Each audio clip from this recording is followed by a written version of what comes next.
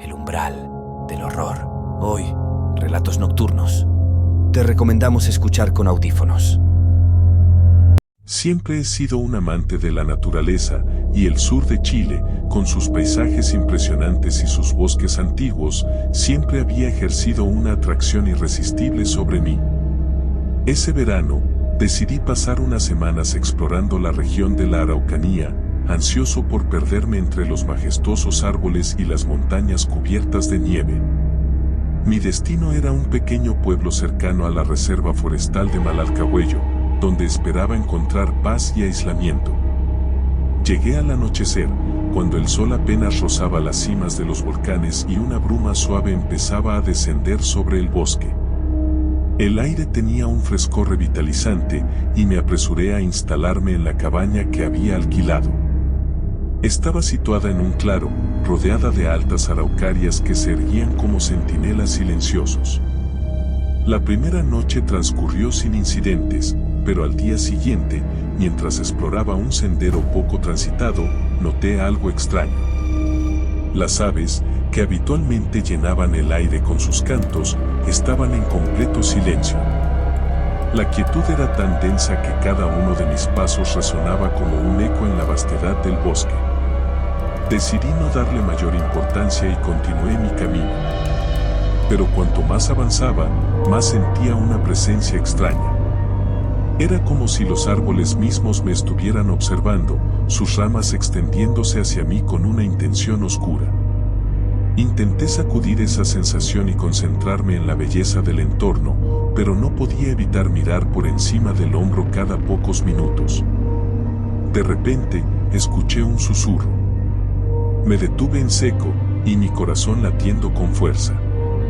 El susurro se hizo más claro, casi como un murmullo que recorría el aire entre los árboles.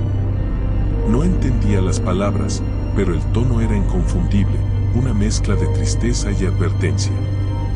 El sol se estaba poniendo rápidamente, y el bosque se oscurecía. Decidí regresar a la cabaña antes de que la noche cayera por completo. Mientras me apresuraba por el sendero, el susurro parecía seguirme, siempre a una distancia justa para mantenerme al borde del pánico. Finalmente, llegué al claro y me refugié en mi cabaña, cerrando la puerta con fuerza. El silencio dentro era opresivo, y sentía que el bosque se cernía sobre mí, como una bestia al acecho. Me aseguré de que todas las ventanas estuvieran cerradas y me senté junto a la chimenea, tratando de calmarme. Esa noche, los sueños fueron inquietantes. Soñé con sombras que se movían entre los árboles, con figuras que me llamaban desde la oscuridad. Desperté varias veces, sudando y con el corazón acelerado, cada vez más convencido de que había algo en el bosque que no quería que estuviera allí. Al día siguiente, decidí hablar con los habitantes del pueblo. Les conté mi experiencia, esperando alguna explicación racional. Los rostros de los ancianos se oscurecieron al escuchar mi relato, y uno de ellos, don Rafael, me tomó del brazo y me llevó a un lado. «Es mejor que te vayas», me dijo en voz baja. «Este bosque tiene su historia, y no siempre es amable con los extraños. Dicen que hace muchos años, un grupo de mapuches fue traicionado y asesinado aquí. Sus almas no han encontrado paz, y el bosque guarda su rencor». No era un hombre supersticioso, pero la convicción en los ojos de don Rafael me hizo dudar. Decidí no arriesgarme y comencé a empacar mis cosas. Sin embargo, antes de partir, quise dar un último paseo, quizás para enfrentar mi miedo. El día estaba nublado, y el bosque parecía aún más sombrío. Caminé con cautela, sintiendo cada crujido bajo mis pies como una advertencia. Al llegar al lugar donde había escuchado los susurros, me detuve y cerré los ojos escuchando. El susurro volvió, pero esta vez entendí las palabras: «Vete, ahora». Sin pensarlo dos veces, corrí de regreso a la cabaña, tomé mis cosas y conduje de vuelta al pueblo. Mientras me alejaba, pude ver en el espejo retrovisor las sombras que se alargaban entre los árboles, como si el bosque me estuviera observando, asegurándose de que me fuera. Desde entonces, nunca he vuelto a ese bosque. La Araucanía sigue siendo un lugar hermoso y misterioso, pero he aprendido a respetar sus secretos y a mantenerme lejos de los rincones donde las sombras aún susurran historias de traición y dolor.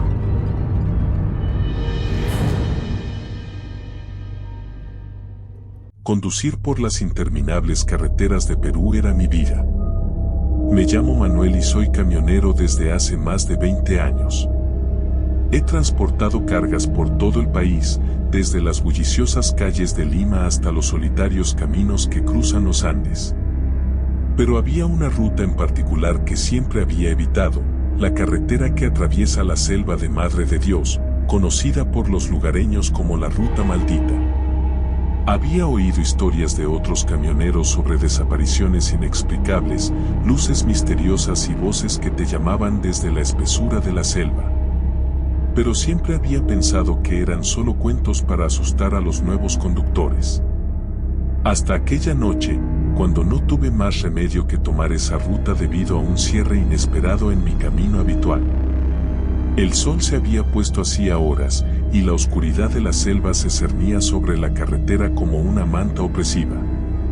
Conduje con cuidado, manteniendo los ojos en la estrecha franja de asfalto iluminada por los faros de mi camión. El silencio era absoluto, solo interrumpido por el rugido del motor y el crujido de las ramas bajo las ruedas. A medida que avanzaba, una extraña niebla empezó a aparecer, envolviendo el camión y reduciendo la visibilidad a unos pocos metros. Encendí las luces antiniebla y reduje la velocidad, tratando de mantener la calma. Pero entonces, los susurros comenzaron. Al principio, pensé que era el viento jugando entre los árboles, pero pronto me di cuenta de que los susurros eran claros y distintos. Eran voces, susurrando en un idioma que no podía entender, pero que transmitían una sensación de urgencia y advertencia. La piel se me erizó, y una sensación de inquietud se apoderó de mí. ¿Quién anda ahí?, grité, sabiendo que era inútil. Los susurros no cesaron. De repente, algo cruzó la carretera frente a mí, una sombra rápida que apenas pude ver. Frené en seco, miré alrededor, pero no había nada, solo la niebla y la oscuridad. Decidí continuar, pero con cada kilómetro que avanzaba, la sensación de ser observado se intensificaba. Las sombras parecían moverse a los lados de la carretera, y los susurros se hacían más insistentes. La niebla se volvió más espesa, y empecé a cuestionar mi decisión de tomar esa ruta. De repente, las luces del camión parpadearon y el motor comenzó a fallar. Maldije entre dientes, tratando de mantener el control. Pero entonces, el camión se detuvo por completo, dejándome en la oscuridad total. Intenté encender el motor de nuevo, pero no hubo respuesta. Estaba atrapado. Salí de la cabina con una linterna, tratando de inspeccionar el camión. La niebla era tan densa que apenas podía ver a 1 metro de distancia. Los susurros continuaban, y ahora parecían venir de todas direcciones.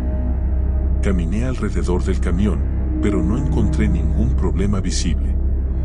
Sin embargo, cuando volví a la cabina, algo estaba diferente.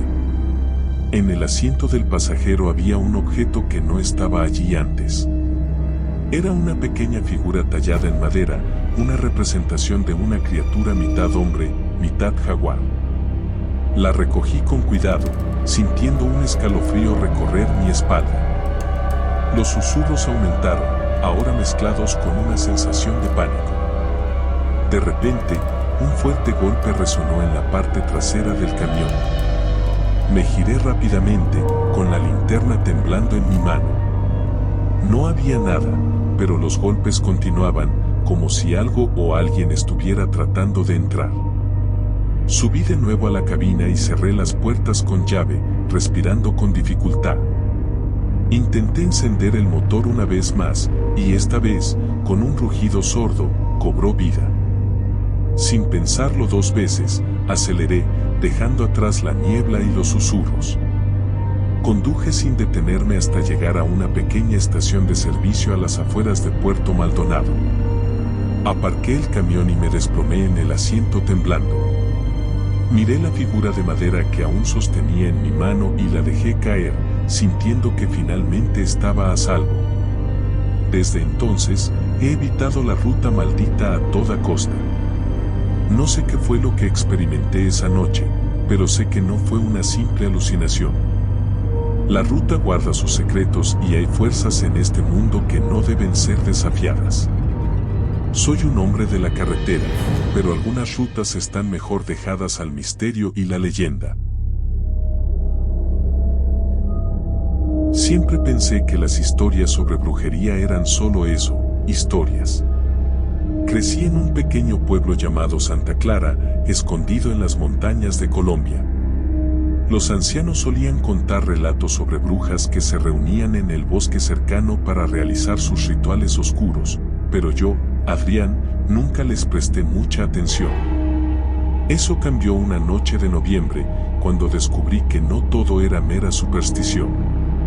Era una noche sin luna, y el aire estaba más frío de lo habitual.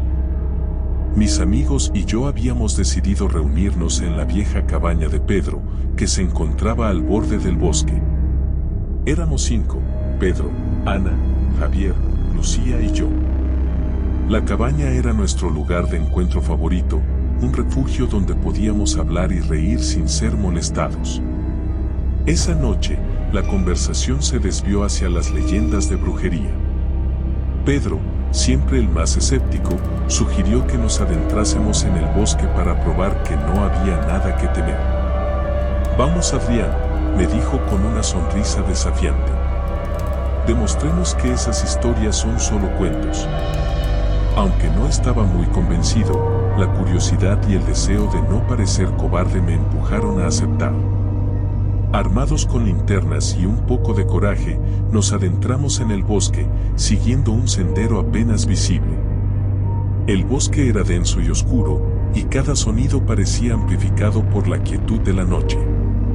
Caminamos en silencio, con nuestras linternas creando sombras inquietantes entre los árboles. Después de un rato, llegamos a un claro donde, según las leyendas, las brujas se reunían. «¿Ven? Nada de qué preocuparse», dijo Pedro, riendo nerviosamente. Pero entonces, Ana señaló algo en el suelo.